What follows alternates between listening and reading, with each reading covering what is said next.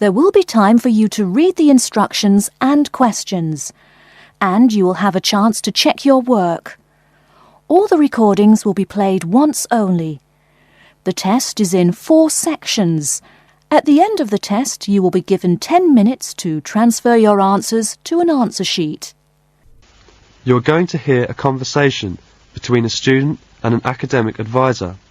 First, you have some time to look at questions 1 to 4.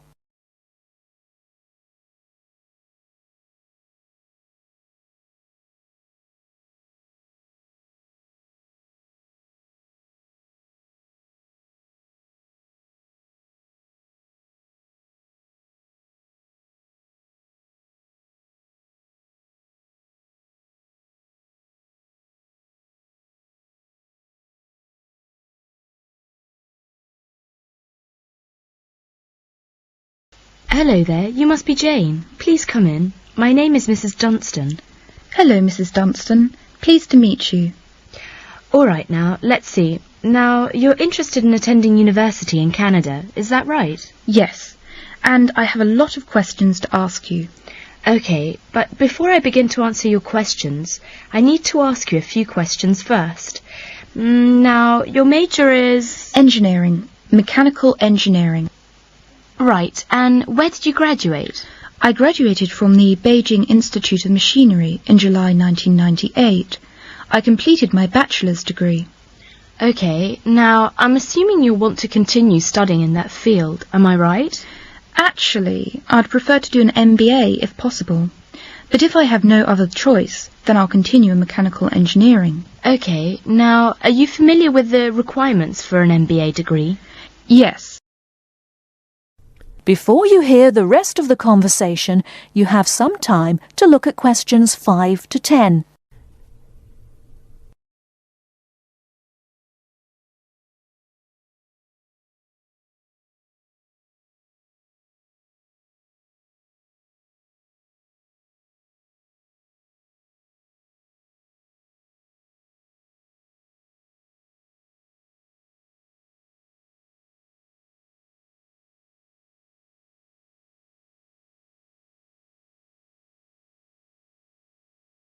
Now listen and answer questions 5 to 10.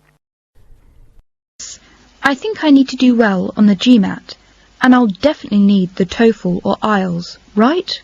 That's right. You'll need at least 600 on the TOEFL or 6.5 on IELTS. In addition, you need to have completed a bachelor's degree too.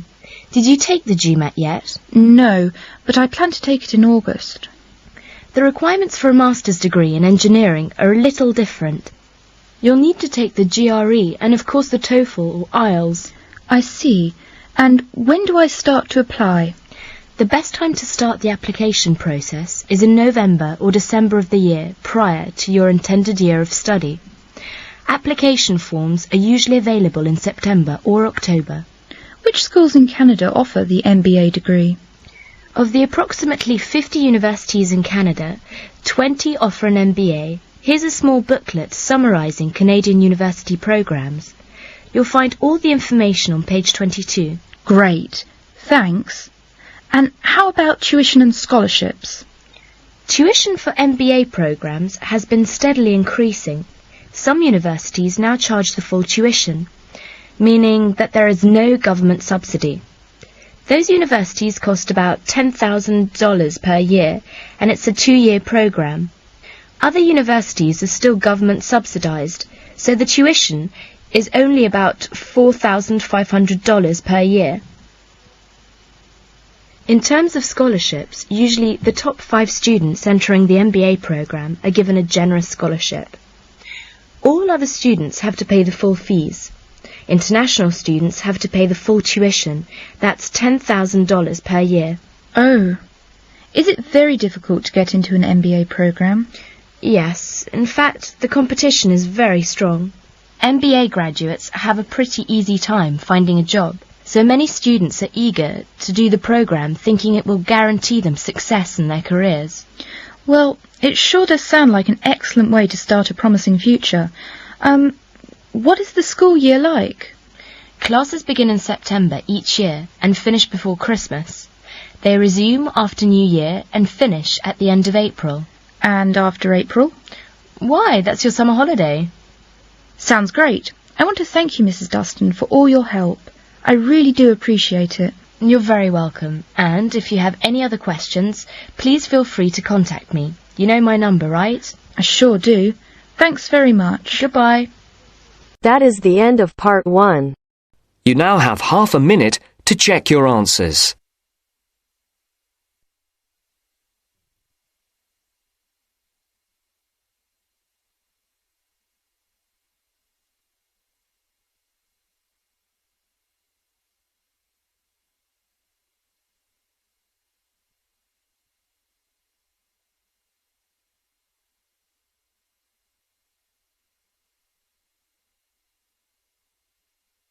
Now turns to part 2. Part 2. You will hear a talk by a tour guide. First, you will have some time to look at questions 11 to 17.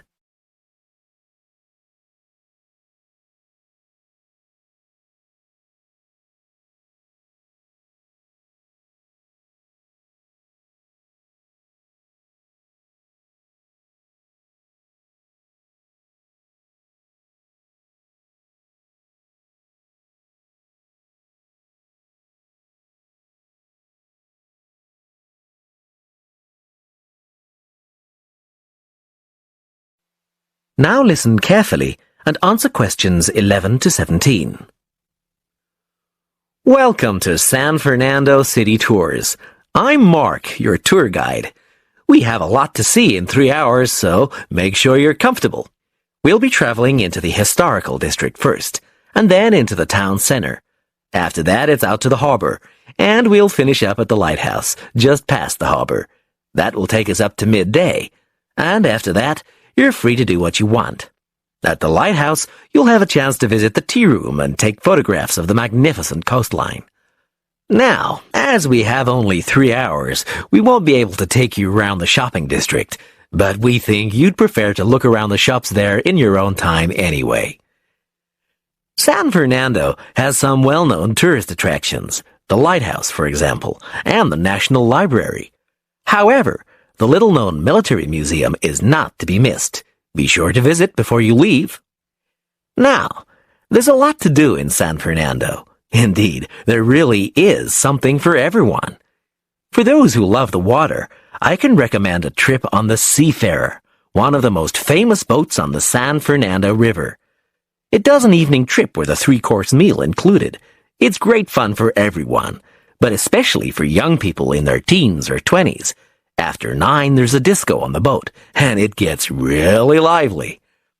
Then there's a climbing wall near the town center. It's incredibly popular, with a large wall for expert climbers and a smaller wall for novices. There's a junior wall and a creche, so it's a great day out for those of you with kids.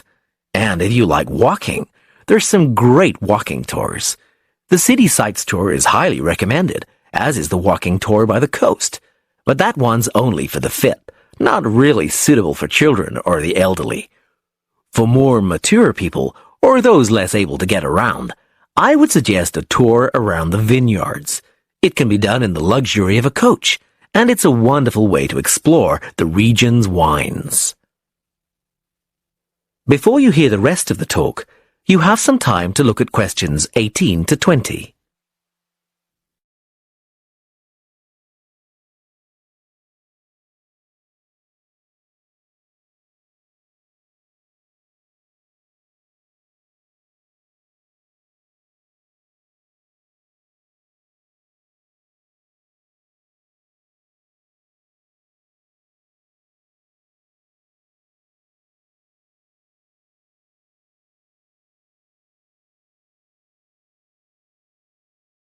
Now listen and answer questions 18 to 20. Naturally, there's a charge for all these attractions, but you can get 15% off if you have an Explorer Pass. If you don't have a pass but would like one, the driver here has application forms. Just ask him for one and fill it out while on the tour. Then you hand it into the tour office.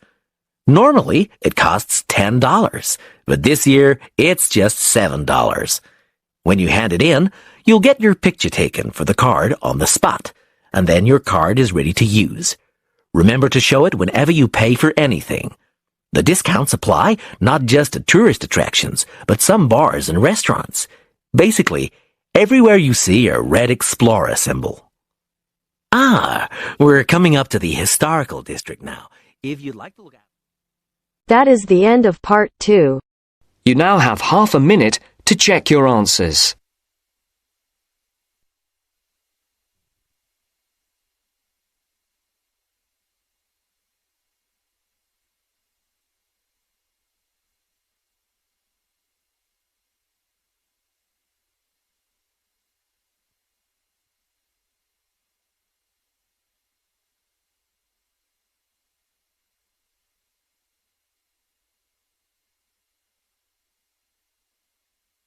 Now turns to part 3.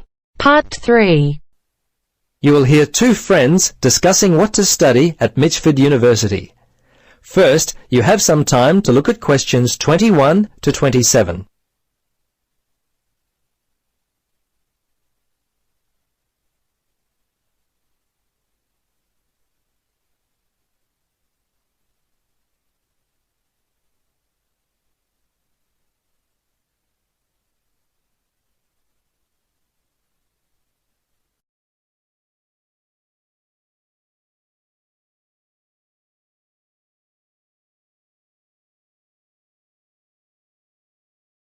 Now listen carefully and answer questions 21 to 27.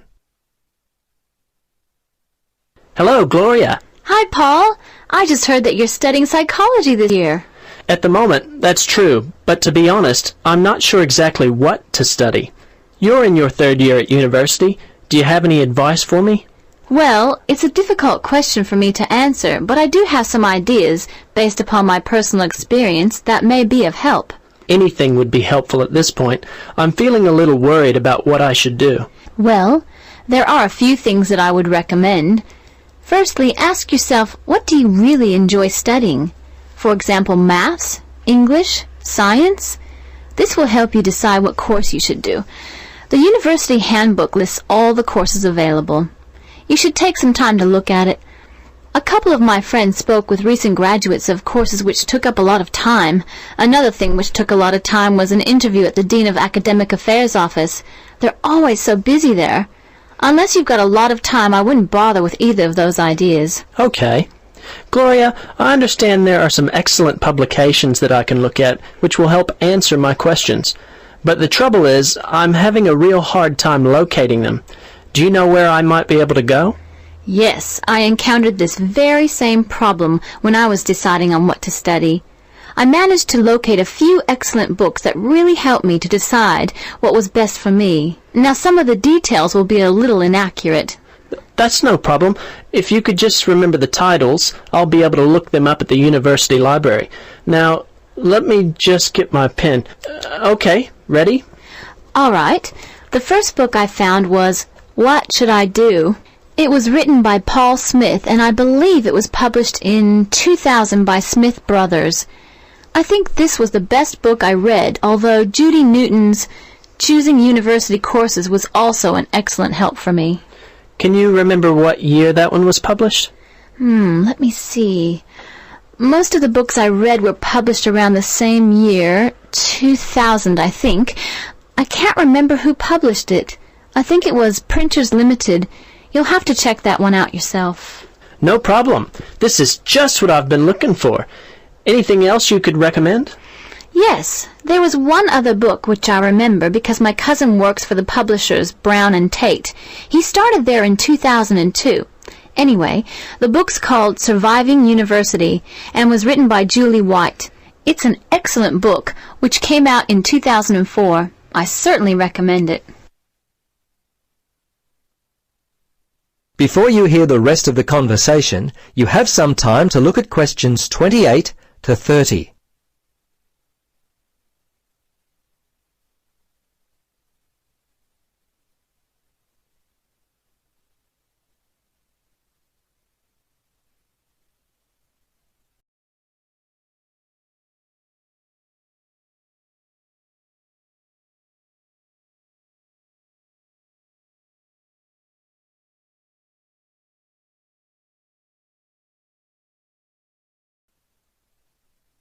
Now listen and answer questions 28 to 30. Gloria, this discussion has been so helpful. I wonder if I might ask one more question. Sure. What would you like to know? Well, I'm wondering why you finally decided to study psychology.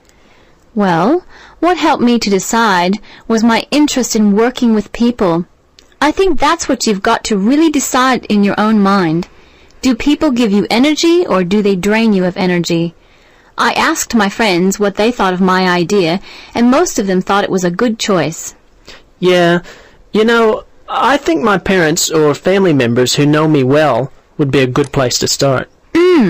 I think if you like to research subjects, you might prefer to work by yourself. That could help you to decide what area you should study. For me, I like working with numbers, and I knew psychology involved a lot of this, so that also helped me to choose my course of study. The bottom line is you've really got to know what you naturally like to do. Once you work that out, you simply choose areas of study that relate to those things. Well, Gloria, I can't thank you enough for your time. Would you be interested in joining me for a coffee? That is the end of part 3. You now have half a minute to check your answers.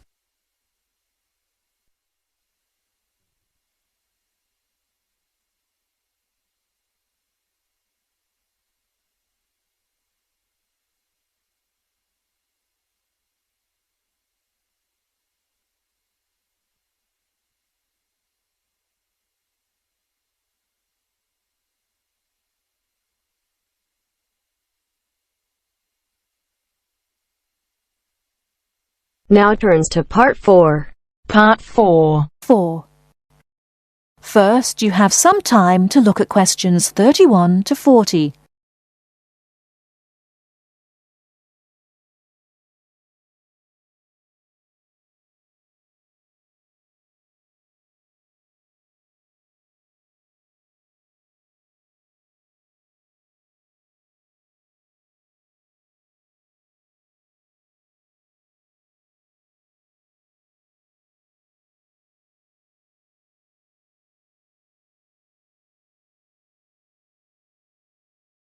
Now listen carefully and answer questions 31 to 40. Good morning. My name is Susan Smith. I'm a personal manager. You're Tom Swain from England. Is that right? Yes. I saw the advertisement about the job in yesterday's newspaper. Well, Mr. Swain, I'd like to talk about your personality. You know, the right personality is essential for the job, and we'll give you some psychological tests later on. Perhaps you would like to tell me a little about yourself. Certainly. What would you like to know? Well, you know, human relations are going to be particularly important in this job. Tell me, do you get on well with people? Very well indeed. I'm never short of friends. Good.